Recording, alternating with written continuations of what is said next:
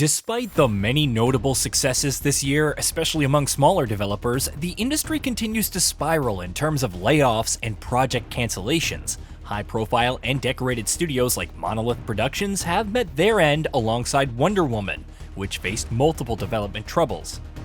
Still, there was some hope that Kevin Stevens, former studio head at Monolith, would thrive with other employees and gaming industry veterans at Cliffhanger Games, working on Black Panther. After all, it's under Electronic Arts, and this is a Marvel property, albeit single-player focused, a bane for many game industry executives. Surely it would be fine.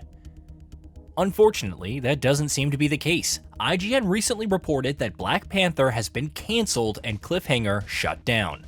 An alleged email sent to staff by EA Entertainment's president Laura Miele said that such decisions are hard and affect people we've worked with, learned from, and shared real moments with. She also said that the publisher will look to find new opportunities for the developers across the company, potentially in new roles.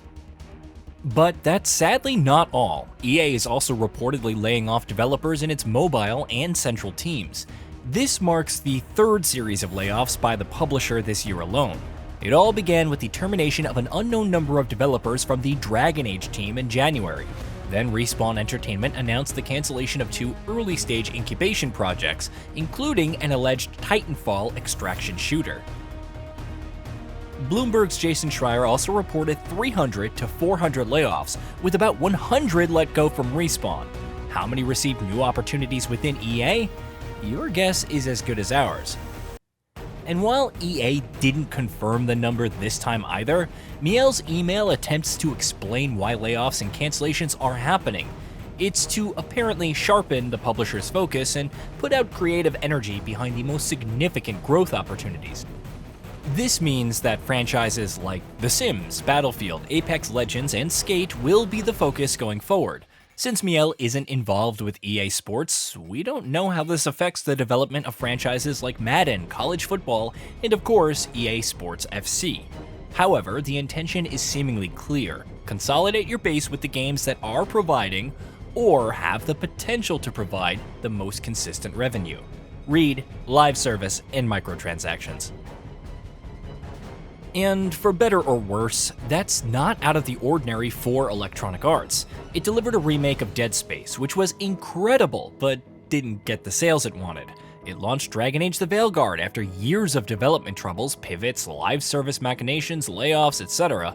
And surprise, surprise, it also fell short of expectations. CEO Andrew Wilson would remark afterwards that its role-playing games needed shared world features and deeper engagement to break out beyond the core audience. Take that for what you will. What happened here? A message from Zara Renata. I can't believe it. You're home. But then, you might ask, what about the other single-player titles in the works under EA? Miele apparently assured staff that Motive's Iron Man, Respawn's next Star Wars Jedi title, and BioWare's next Mass Effect are continuing development. Despite their supposed lack of microtransactions, Star Wars Jedi and Mass Effect have proven financial track records. Iron Man is the only real mystery, but perhaps the goal is to tie it into an upcoming Avengers movie or something. Which is odd because the first 2 Black Panther movies were financially successful and the character is still relevant in the MCU. The real odd one out is Star Wars Zero Company, a single-player turn-based tactics title that's very much in the vein of XCOM. EA did make a deal with Marvel to create 3 games based on its properties. However, it isn't confirmed which games that falls under. Was Black Panther viewed as inconsequential because it doesn't? We don't know at this point and probably never will. However, EA provided a statement from Miele to IGN noting, "Our partnership with Marvel remains strong and our multi-title long-term collaboration continues." The real question that one has to ask is, why now with all the layoffs and project cancellations? You could argue that the company weathered the storm at a time when Sony, Microsoft, and other publishers, sans Nintendo, shuttered numerous studios.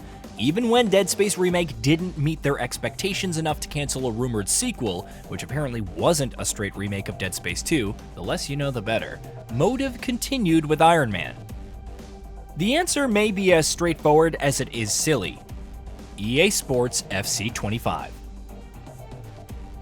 Last January, EA revealed a significant revision to its full fiscal year bookings from 7.5 to 7.8 billion to 7 to 7.15 billion. Granted, Dragon Age the Veilguard contributed to this due to missing player projections by 50%. However, the publisher admitted that it was mostly due to the underwhelming performance of EA Sports FC 25. Company shares fell by 15%, wiping out $6 billion in market value. Anyone who played FC 25 will know that its launch condition wasn't the best. Even after major updates, it's still at an overall mixed rating on Steam, with only 49% of its nearly 68,000 reviews giving it the thumbs up. An analyst firm, MoffettNathanson, said at the time, Ultimate Team is a near Swiss clock of interactive media bookings growth for EA, and if it's not ranking in microtransaction revenue, there's trouble. The publisher even outright confirmed a decrease in live service bookings by a mid-single-digit percentage, when it previously projected an increase. Keep in mind that it also launched one of 2024's best-selling titles in the US with College Football 25. EA Sports FC 25's performance was so below the company's expectations that it couldn't help offset the drop. Shortly thereafter, BioWare underwent a restructuring to focus entirely on the next Mass Effect, and members of the Dragon Age had their positions terminated, and so on with other cancellations. Electronic Arts hasn't confirmed if this is all the case and whether its underwhelming financial performance spurred all these changes.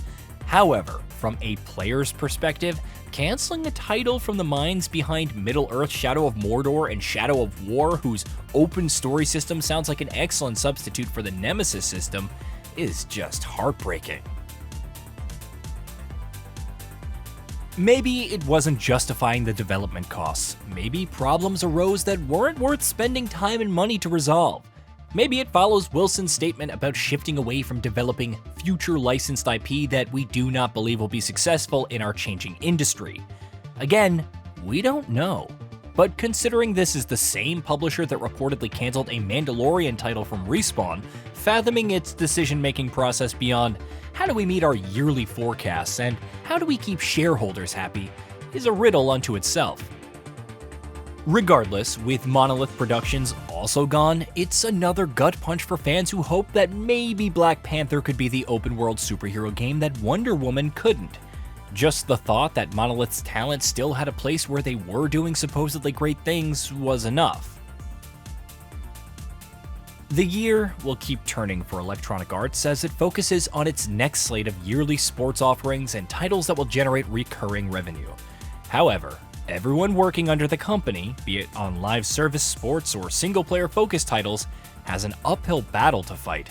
Because if the games industry has proven anything this year, and the last, it's that finding a studio to call home is almost impossible. Hey, did you know that we at GamingBolt upload new videos every day? Stick around, drop a like, subscribe, and hit that bell. And let us know what kind of content you'd like to see in the future with a comment below.